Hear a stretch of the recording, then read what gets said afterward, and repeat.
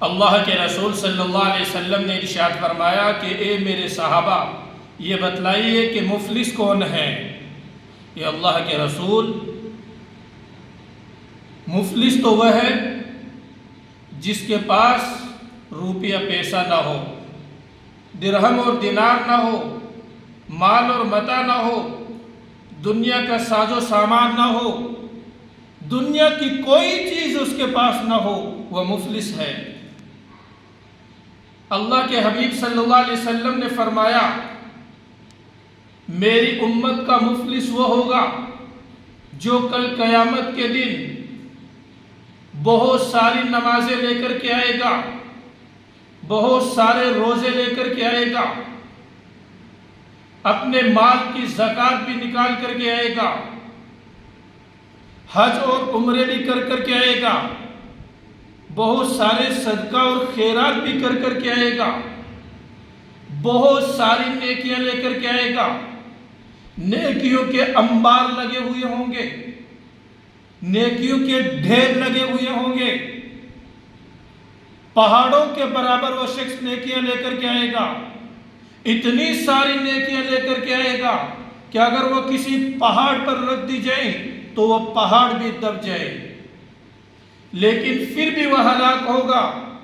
پھر بھی وہ برباد ہوگا، پھر بھی وہ ذلیل و رسوا ہوگا، پھر بھی وہ اللہ کے عذاب کا مستحق ہوگا، پھر بھی وہ جہنم میں جائے گا۔ یہ اللہ کے رسول صلی اللہ علیہ وسلم، وہ بدبخت شخص کون ہوگا؟ فرمایا،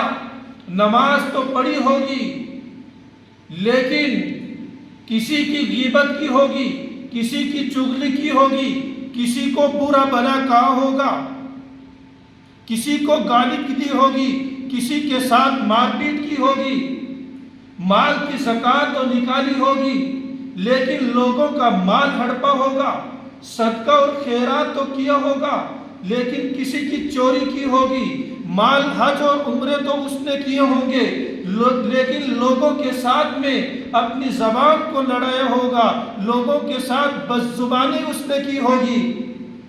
کسی کا حق دبایا ہوگا، کسی کا کھیت دبایا ہوگا، کسی کے مکان کے اوپر، کسی کی دکان کے اوپر ناجائز قبضے کیے ہوئے ہوں گے، کسی کے کھیتوں کو دبا کر کے ہڑپ گیا ہوگا، ڈکار گیا ہوگا۔ اللہ کے رسول صلی اللہ علیہ وسلم نے ارشاد فرمایا، یہ شخص جب کل قیامت کے دن میدان حشر کے اندر اللہ کی عدالت لگے گی، اللہ کی عدالت کے اندر جب اس کا حساب اور کتاب لیا جائے گا، اس کو اللہ کی عدالت کے اندر، اللہ کی عدالت کے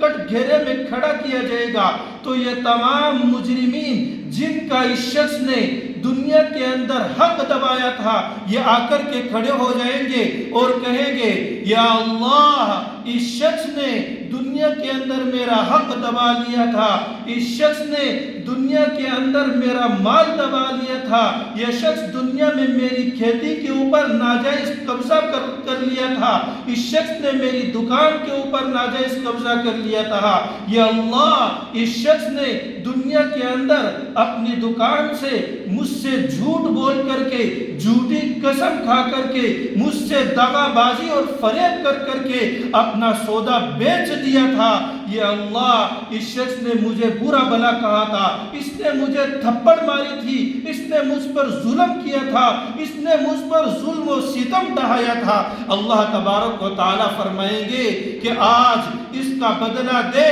اب وہاں پر اس کے پاس بدلہ لینے کے لیے کچھ ہوگا نہیں، دینے کے لیے کچھ ہوگا نہیں۔ اللہ فرمائیں گے، اس مظلوم کو اس کی نیکیوں میں سے نیکیاں دے دی جائیں، وہ نیکیاں اس کی نیکیوں میں سے اس مظلوم کو نیکیاں دے دی جائیں گی۔ پھر دوسرا مظلوم آ جائے گا، یا اللہ، اس نے مجھ پر ظلم کیا تھا، یہ میرا مال کھا گیا تھا، اس نے میرا حق دبا لیا تھا۔ وہ دوسرا حق والا آئے گا، اپنے حق کا مطالبہ کرے گا، پھر اس کی نیکیوں میں سے نیکیاں اسے دی جائیں گی۔ اسی طریقے سے حق والے آتے رہیں گے، اپنے حق کا مطالبہ کرتے رہیں گے اور اس کے نامہ اعمال سے نیکیاں لیتے رہیں گے۔ جب اعمال نامے سے نیکیاں ختم ہو جائیں گی اور حق کا مطالبہ کرنے والے پھر بھی باقی رہیں گے، اللہ فرمائیں گے اب اس مظلوم کے گناہ اس کے سر پر ڈال دیے جائیں۔ اس طریقے سے اس کی تمام نیکیاں ختم ہو جائیں گی اور ان مظلوموں کے گناہ اس کے سر پر آ جائیں گے، اور پھر وہ اپنے گناہوں کی وجہ سے ہلاک ہو جائے گا، برباد ہو جائے گا، ذلیل اور رسوا ہو جائے گا، جہنم کا مستحق ہو جائے گا۔ اللہ کے حبیب نے ارشاد فرمایا کہ یہ شخص قیامت کے دن سب سے بڑا مفلس ہوگا۔